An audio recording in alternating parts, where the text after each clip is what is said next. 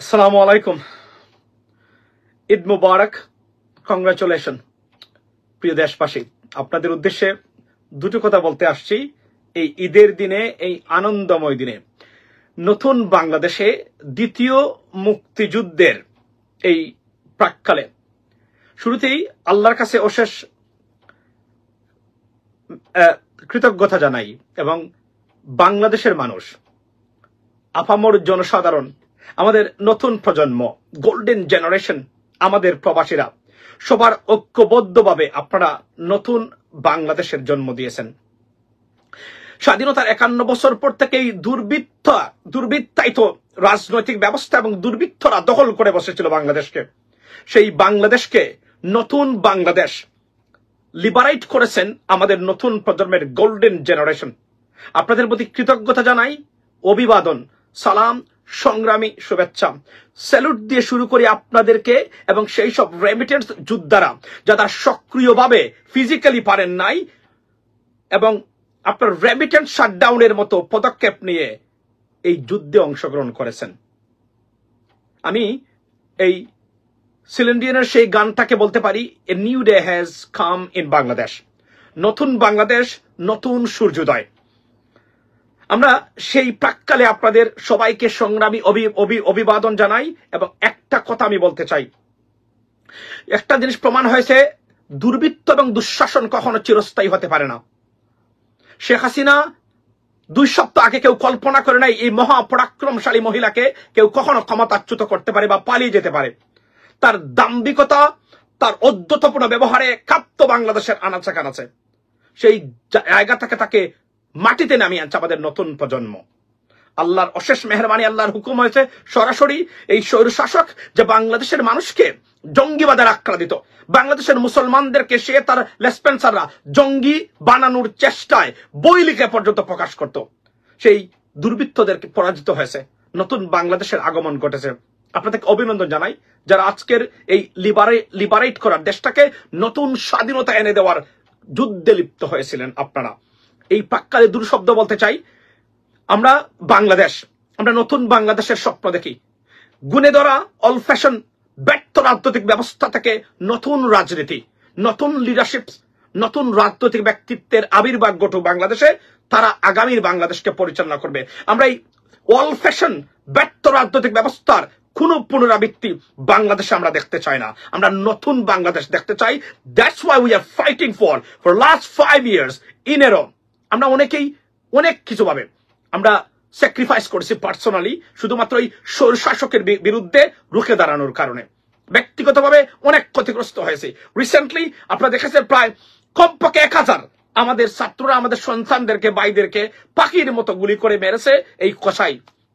সেই সব শহীদদের আত্মার মাগফিরাত কামনা করি এবং এই শহীদদেরকে বাংলাদেশের স্বাধীনতা যুদ্ধ এবং ভাষা আন্দোলনের পরে অন্যতম শহীদ ঘোষণা দিয়ে বাংলাদেশের প্রতিটা শহীদদের নামে এক একটা শহীদ স্তম্ভ স্থাপনের অনুরোধ এবং দাবি করে গেলাম আজকে আপনাদের সামনে। এবং প্রত্যেক শহীদের পরিবারকে সর্বোচ্চ পরিবার হিসাবে ঘোষণা করে তাদের যত ধরনের কোনো ক্ষতিপূরণ এনাফ না কোনো মানুষের মৃত্যুর আপনার জন্য, তারপরও সর্বোচ্চ ক্ষতিপূরণ দিতে হবে রাষ্ট্র কর্তৃক। সেটা কোটি কোটি টাকা হতে পারে। সেটার দাবি করে গেলাম। আজকে বাংলাদেশটা সত্যিকার অর্থেই সাম্যের বাংলাদেশ হবে, ইকুয়ালিটির বাংলাদেশ হবে। এবং একটা জিনিস বলে রাখি, যারা এখানে এই মুহূর্তে আছেন, যারা মনে রাখবেন, এদেশ ধর্ম বর্ণের দেশ, ভিন্ন মতের দেশ, গণতান্ত্রিক দেশ। এখানে আওয়ামী লীগের মানুষ আছে, বিএনপির মানুষ আছে, জামায়াতের মানুষ আছে। দয়া করে কেউ নিরীহ কোনো আওয়ামী লীগ, নিরীহ কোনো ছাত্রলীগ, কোনো যুবলীগের মানুষকে মনে রাখবেন, এই আন্দোলনে তাদেরও স্বতঃস্ফূর্ত সমর্থন আছে। কমপক্ষে অনেক আওয়ামী লীগের মানুষের সাথে আমি কথা বলেছি যারা আওয়ামী লীগ করতো, বাট এই ব্যবস্থাকে কোনোভাবে মেনে নেয় নাই।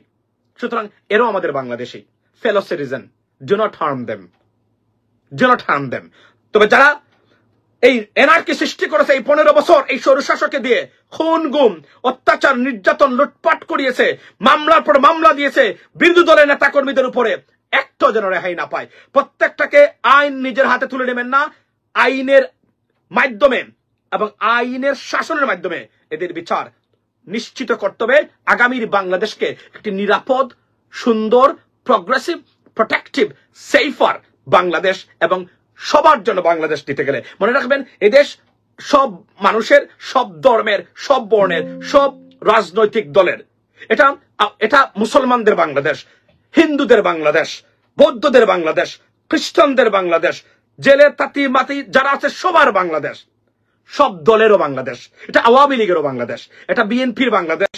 আমরা এই বাংলাদেশ দেখতে চাই না যেখানে রাজনৈতিক কারণে আমাদের মানুষ যারা দাঁড়িয়ে রাখে মুসলমানদেরকে জঙ্গি বানানোর উপর। এই বাংলাদেশ আমরা কোনোদিন কল্পনা করি না। আমরা যে বাংলাদেশ সত্যিকার অর্থেই হবে একটা আধুনিক বাংলাদেশ, ইকুয়াল বাংলাদেশ, সাম্যের বাংলাদেশ, ন্যায়পরায়ণতার বাংলাদেশ, এ নিউ বাংলাদেশ। আমাদের নতুন প্রজন্ম নেতৃত্ব দিবে, আমরা সবাই থাকবো সেখানে যুক্ত। আইনে শাসনের Bangladesh, drastic reforms in army, in police, in BDR, in RAB, in BGP, in judiciary, in election commission, in anti-corruption bureau, above all the constitutional institutions যারা আছে, drastic reforms no sooner than later। আমরা চাই, আমরা নতুন বাংলাদেশ চাই, আমাদের প্রত্যেকের অংশগ্রহণ থাকবে এবং আমরা প্রবাসীর যারা আছি আমরা নতুন বাংলাদেশকে বিনির্মাণ করতে যা যা করা লাগে we are more than enough than anyone else। আমাদের বিশ্ব ব্যাংক লাগবে না, আমাদের আপনার IMF লাগবে না, আমাদের প্রবাসীরা more than enough নতুন বাংলাদেশকে গড়তে ইনশাআল্লাহ। ভালো থাকবেন এবং আবারও বলছি এই মুহূর্তে আমি ডিটেকটিভ ব্রাঞ্চের এবং সিক্রেট ডিটেনশন সেন্টারে যারা আছেন, আমাদের সিলেটের বাগ ইলিয়াস আলী, ব্রিগেডিয়ার আমান আসমির থেকে শুরু করে যত সিক্রেট ডিটেনশন সেন্টারে যারা আছেন অনতিবিলম্বে তাদের পরিবারের কাছে ফিরিয়ে দেওয়ার জন্য র্যাব, ডিজিএফআই এবং ডিবি কে বলছি দিয়ে দেন, কারণ আমরা জানি এরা আপনাদের অধীনে আছে, পরিবারও জানে, ভালো করে মুক্ত করে দিন। আসলে আমরা নতুন বাংলাদেশ করি, কোনো শুধুমাত্র ভিন্ন মতের কারণে কোনো নিরীহ মানুষ যেন ক্ষতিগ্রস্ত না হয়। তবে যারা অপরাধ করেছে, নৈরাজ্য সৃষ্টি করেছে, তারা যেন কোন অবস্থাতে ছাড় না পায় আইনের কাঠগড়া থেকে। আইন নিশ্চিত করতে হবে এদের জন্য, এরা যেন আইনের মুখোমুখি হয়। নতুন বাংলাদেশে স্বাগতম। বাংলাদেশের দ্বিতীয় মুক্তিযুদ্ধ আজকে, মুক্তির স্বাধীনতা দিবস 6th of August 2024। এই প্রাক্কালে আপনাদেরকে সংগ্রামী শুভেচ্ছা, নতুন বাংলাদেশের শুভেচ্ছা। এবং আপনাদেরকে বলে রাখতে চাই, আমাদের এই 5-6 বছরের কন্টিনিউ অনলাইন যুদ্ধে আপনারা যারা সমর্থন দিয়েছেন, অব্যাহত সমর্থন, মোটিভেট করেছেন বিভিন্ন বক্তব্য দিয়ে, উৎসাহ দিয়ে, দর্শক শ্রোতা যারা আছেন, এমরমান মাসুম বানিয়েছেন, কৃতজ্ঞতা জানাই এবং আপনাদের সমর্থনের প্রতি অসংখ্য কৃতজ্ঞতা। আশা করি এই কৃতজ্ঞতা সবসময় বজায় রাখবেন, এই সাপোর্টটা বজায় রাখবেন, যেন আমরা বাংলাদেশের জন্য আরো নিবেদিত হয়ে নতুন বাংলাদেশ গড়ায় আরো আমরা উজ্জীবিত হতে পারি, কাজ করতে পারি। সেই প্রত্যাশায় আপনারা সবাই ভালো থাকবেন। নতুন বাংলাদেশে দেখা হবে বাংলাদেশে খুবই শীঘ্রই ইনশাআল্লাহ। সবাইকে আবারও সংগ্রামী সালাম, নতুন বাংলাদেশের সালাম। স্যালুট সেই সব মাদের যারা সন্তানকে রেডি করে দিয়েছেন এই মুক্তিযুদ্ধে অংশগ্রহণ করার জন্য, সকল রেমিটেন্স ফাইটার্সদের পরিবারকে এবং রেমিটেন্স ফাইটার্সদেরকে। আপনারা ভালো থাকবেন। আপনাদের নতুন জীবন, নতুন বাংলাদেশ উজ্জীবিত হোক।